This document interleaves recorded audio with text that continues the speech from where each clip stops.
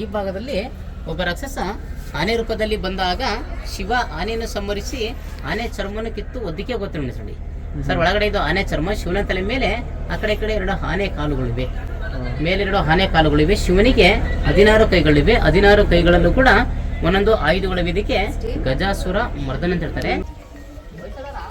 ಯಾವುದೇ ಗುಡಿಗಳು ನಕ್ಷತ್ರಾಕಾರದಲ್ಲಿ ಇರುತ್ತೆ ನೋಡಿ ಸರ್, ಸ್ಟಾರ್ ಶೇಪ್ ಇರುತ್ತೆ ನೋಡಿ. ಮೇಲಿಂದ ನೋಡಿದ್ರು ಕೂಡ ಈ ರೀತಿ ಮೂಲೆಗಳು ಎಡ್ಜಸ್ ಕನಸಲ್ಲ ಸ್ಟಾರ್ ಶೇಪಲ್ಲಿದೆ ಸರ್. ಕೆಳಭಾಗದಿಂದ ನೋಡಿದ್ರು ಕೂಡ ಈ ರೀತಿ ಮೂಲೆಗಳು ಎಡ್ಜಸ್ ಕನಸಲ್ಲ ನಕ್ಷತ್ರಾಕಾರದಲ್ಲಿ ಸರ್. ನೀವೆಲ್ಲೇ ನೋಡಿ ಸರ್, ಹೊಯ್ಸಳ ದೇವತೆಗಳು ಈ ರೀತಿ ಸ್ಟಾರ್ ಶೇಪಲ್ಲಿ ಕಟ್ತಾ ಬರ್ತಾರೆ.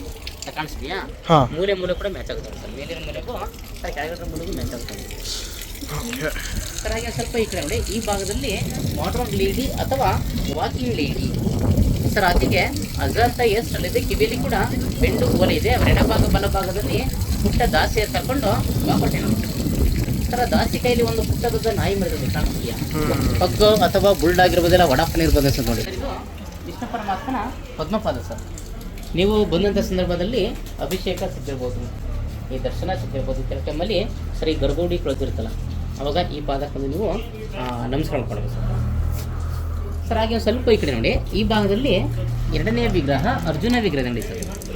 ಸರ್ ಅರ್ಜುನ ದ್ರೌಪದಿಯ ಸ್ವಯಂವರದಲ್ಲಿ ಕೆಳಗಡೆ ಎಣ್ಣೆ ಬಾಳೆ ನೋಡ್ಕೊಂಡು ಮೀನಿ ಕಣ್ಣಿಗೆ ಬಾಣ ಬಿಟ್ಟೆ ನೋಡಿ ಸರ್. ಕಾಣಿಸ್ತೀಯಾ? ಬಾಣ ಕೂಡ ಮೀನಿ ಕಣ್ಣಲ್ಲಿ ತಾಗಿದೆ. ಅವರ ಎಡಗೈಲಿ ಕೂಡ ಒಂದು ಬಿಲ್ಲಿ ತಂತೆ ಸರ್. ಆ ಬಿಲ್ಲಿನ ಆ ಕಲ್ಲಿನ ತಂತಿನ ರೀತಿ ಕುಟ್ಟಿದ್ರೆ ಸಪ್ತ ಸ್ವರ ಬರ್ತೈತಂತೆ. 7 ಸ್ವರಗಳು ಸ ರಿ ಗ ಮ ಪದನೆ ಸಂತ ಸಪ್ತ ಸ್ವರ ಬರ್ತಂತ ಜನ ಮೇಲೆ ಕುಟ್ಟಿ ಅರ್ಜುನ ವಿಗ್ರಹ ಆಳವಾಗಿದೆ ಸರ್. ಈಗಲೂ ಕೂಡ ನೀವು ನೋಡ್ಬೋದು ಅನ್ಸುತ್ತೆ. ಹಂಪಿ ದೇವಾಲಯದಲ್ಲಿ ವಿಜಯ ವಿಠಲ ಟೆಂಪಲ್ನಲ್ಲಿ ಒಂದು ಕಂಬದಲ್ಲೂ ಕೂಡ ಬರ್ತಂತ. ಅಲ್ಲಿಗೆ ಮುಟ್ಲಿಕ್ಕೆ ಅವಕಾಶ ಇಲ್ಲ, ಬಿಡಲ್ಲ ಅಂತ ಹೇಳ್ತಾರೆ ಸರ್. ಮುಂಚೆ ನಾನು ನೋಡ್ಬೋದೈತೆ ಅಂತ, ಈಗೇನು ಬಿಡಲ್ಲ ಅಂತ ಹೇಳ್ತಾರೆ. ಹಾಗೆ ಈ ತಂತಿಲು ಬರ್ತೈತೆ ಎಲ್ಲ ಮೇಲೆ ಕೂತು ಹೊಡೆದು ಕೈ ಕಾಲೆಲ್ಲ ಡ್ಯಾಮೇಜ್ ಆಗಿದೆ.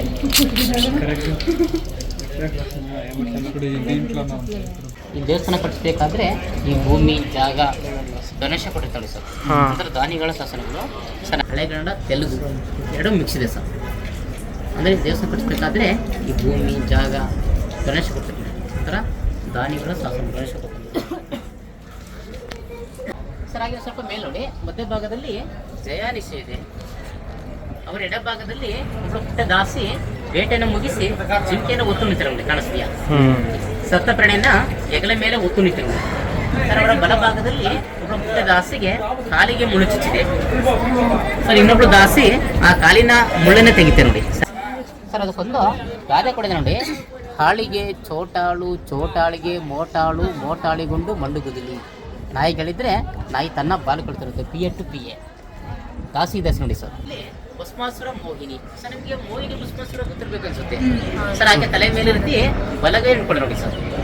ಬಲಗೈನ ಆ ಕಿರಿ ಬೆರಳಿದೆಲ್ಲ ಆ ಬೆರಳ ಮೇಲೆ ಒಂದು ಡ್ರಾಪ್ ನೀರು ಹಾಕಿದ್ರೆ ಆ ನೀರಿನ ಹನಿ ಕೊಡೋಣ ಬನ್ನಿ ಎಲ್ಬಿಡ್ತಂದ್ರೆ ಅವರ ಮೂಗಿನ ತುದಿಗೆ ಬಿದ್ದು, ಎಡಸನಿಗೆ ಬಿದ್ದು, ಎಡಗೈ ಹೆಬ್ಬೆರಳು ತುದಿಗೆ ಬಿದ್ದು, ಎಡಗಾಲಿನ ಹೆಬ್ಬೆರಳು ತುದಿಗೆ ಬಿದ್ದು ಕೆಳಗೆ ಪಾಸ್ ಆಗುತ್ತೆ. ಅಷ್ಟುವರೆಗೆ ಆ ಸ್ಟ್ರೈಟ್ ಅನ್ಸ್ಕೊಂಡಿರ್ತೀವಿ ಸರ್.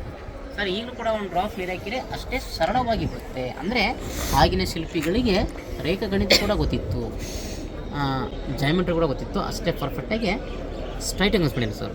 ಹಿಂದೆ ಕೂಡ ಸರ್ ವಿಗ್ರಹನ ಕೆಳಗಡೆ ಬಿಚ್ಚಿಟ್ಬಿಟ್ಟು ಒಂದು ಹನಿ ನೀರು ಹಾಕಿ ಟೆಸ್ಟ್ ಮಾಡಿ ನೋಡಿ ಸರ್. ನೋಡಿ ಸೆಂಟ್ರಲ್ಲಿ ವಿಷ್ಣು ಪರಮಾತ್ಮ ಸರ್ ಆದಿಶೇಷನ ಮೇಲೆ ಮಲಗಿ ನೋಡಿ ಸರ್. ಸರ್ ಆತನ ನಾಭಿ ಮೇಲೆ, ನಾಭಿ ಅಂದರೆ ಸರ್ ಒಪ್ಪಳದ ಮೇಲೆ ಬ್ರಹ್ಮ ಕೂಡ ಸೃಷ್ಟಿಸಿದ ಬ್ರಹ್ಮ. ತನ್ನ ಪತ್ನಿ ಸರ್ ಲಕ್ಷ್ಮೀದೇವಿ ಸರ್ ಪಾದ ಸೇವೆ ಮಾಡ್ತಾನೆ. ಲಕ್ಷ್ಮೀದೇವಿ ಪಾದ ಸೇವೆ ಮಾಡ್ತಿದ್ದು ಸರ್. ಈ ಭಾಗದಲ್ಲಿ ಗುರು ಶಿಷ್ಯರು ಇರ್ತಾನೆ. ಗುರುಗಳು ಶಿಷ್ಯಂದರಿಗೆ ಪಾಠ ಕೊಡ್ತಾರೆ ಸರ್. ಗುರು ಶಿಷ್ಯನ ಇರ್ತಾನೆ ಸರ್. ಈ ಭಾಗದಲ್ಲಿ ಶಕುನೇಶ್ವರದ ಕೈಯಲ್ಲಿ ಅಸ್ತರೇಖೆಯನ್ನು ಗೆರೆ ನೋಡಿ.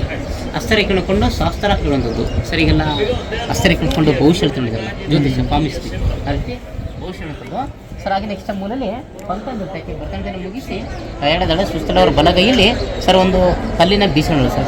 ಕೈಲೊಂದು ಫ್ಯಾನ್ ಇದೆ ಬೀಸಣಿಗೆ ಸರ್. ಈ ರೀತಿ ಗಾಳಿ ಬೀಸ್ಕೊಂತಾರೆ. ಮುಖ ಕೂಡ ಬೇಸರ ಭಾವದ ಮುಖದ ಎಕ್ಸ್ಪ್ರೆಷನ್ ನೋಡಿ. ಸುಸ್ತಾದ ರೀತಿಯಲ್ಲಿ ಸರ್, ಪ್ರಾಡ್ ರೀತಿಯಲ್ಲಿದೆ ಸರ್. ಈ ಭಾಗದಲ್ಲಿ ನಾಗವೀಣೆ ಅವರ ಎಡಗೈಯಲ್ಲಿ ಒಂದು ವೀಣೆ ನೋಡಿ. ಆ ವೀಣೆಯ ತುದಿಯ ಭಾಗ ಅಂತ ಬನ್ನಿಗೆಲ್ಲ ಆವಿರಣೆ ಬರ್ತದೆ ನೋಡಿ. ಆಗಲೇ ಮೊದಲದಕ್ಕೆ ಭರತನಾಟ್ಯ ಮಾಡಬೇಕಾದ್ರೆ ಅವರ ಎಡಗಾಲಿನ ಬೆರಳು ಪೀಠಕ್ಕೆ ಸ್ಪರ್ಶವಾಗಿಲ್ಲ, ಪೀಠಕ್ಕೆ ಬೆರಳು ಸರ್ ತಾಗಿಲ್ಲ, ಟಚ್ ಆಗಿಲ್ಲ. ಆ ರೀತಿ ನಡತ ಮಾಡ್ತಾರೆ ಸರ್. ಹಾಗೆ ವಾಸ್ತು ಪ್ರಕಾರವಾಗಿ ಈಶಾನ್ಯ ಮೂಲಲ್ಲಿ ಕೊಳವೆ ಬಾವಿ ಅಥವಾ ಕಲ್ಲಣಿದೆ ಸರ್, ಪುಷ್ಕಣಿದೆ ಸರ್. ಬಾವಿ ಕೂಡ ಸುಮಾರು 46 ಅಡಿ ಆಳ ಇದೆ. ಬಾವಿಯಲ್ಲಿ ನೀರಿದೆ ಸರ್ ಉದಾಹರಣೆಗೆ ನೀವು ವಾಸ್ತು ಪ್ರಕಾರವಾಗಿ ಮನೆ ಕಟ್ಟಬೇಕಾದ್ರೆ ಈಶಾನ್ಯ ಮೂಲೆಯಲ್ಲಿ ಸಂಪು ಅಥವಾ ನೀರಿನ ಟ್ಯಾಂಕ್ ಅಂತ ಮಾಡ್ಕೊಂಡು ಸರ್ ಆ ರೀತಿ ನಾರ್ತ್ ಈಸ್ಟಲ್ಲಿ ಸರ್ ಪುಷ್ಕಣಿ ಮಾಡಿದ್ದಾರೆ ಸರ್, ಬಾವಿಯಲ್ಲಿ ನೀರಿದೆ ಸರ್. ಇದು ನಾರ್ತ್ ಈಸ್ಟಲ್ಲಿ ಪುಷ್ಕಣಿ. ಈ ಪ್ಲೇಸಲ್ಲಿ ದೊಡ್ಡದಾದ ಗುಟ್ಲುಂಡಿ ಸರ್, ಹಸುವಿನ ಕೊಂಬು ಬರ್ತಲ್ಲ ರೀತಿ ರಾಜ ಗೋಪುರ ಮಾಡಿದ್ದಾರೆ. ಗೋಪುರ ಅಂದರೆ ಗೋ ಅಂದರೆ ಹಸು ಸರ್, ಹಿಂದೂಗಳಿಗೆ ಒಂದು ಶ್ರೇಷ್ಠವಾದ ಪ್ರಾಣಿ ಹಸು. ಪುರ ಅಂದರೆ ಒಂದು ಊರು ಅಥವಾ ಸ್ಥಳ ಗ್ರಾಮ ಕೂಡ ಗೋಪುರ, ಹಸುವಿನ ಕೊಂಬು ಬರ್ತಲ್ಲ ಆ ರೀತಿ ರಾಜ ಗೋಪುರ ಮಾಡಿರೋ ಗೋಪುರ ಎಲ್ಲ ವಿಜಯನಗರ ಕಾಲದ್ದು ಸರ್. ಉದಾಹರಣೆಗೆ ನೀವು ಹಂಪಿ ವಿರೂಪಾಕ್ಷ ಟೆಂಪಲ್ ನೋಡಿರ್ಬೋದು ಸರ್, ಹಂಪಿ ಆ ಟೈಮಲ್ಲಿ ರಾಜ ಗೋಪುರ ಮಾಡಿರೋದು. ಗೋಪುರ ಎಲ್ಲ ವಿಜಯನಗರ ಕಾಲದ್ದು ಸರ್. ಸರ್ ಗೋಪುರ ಎಲ್ಲ 16ನೇ ಶತಮಾನ, ದೇವಸ್ಥಾನ ಎಲ್ಲ 12ನೇ ಶತಮಾನ. ದೇವಸ್ಥಾನಕ್ಕೂ ಗೋಪುರಕ್ಕೂ 300 ವರ್ಷ.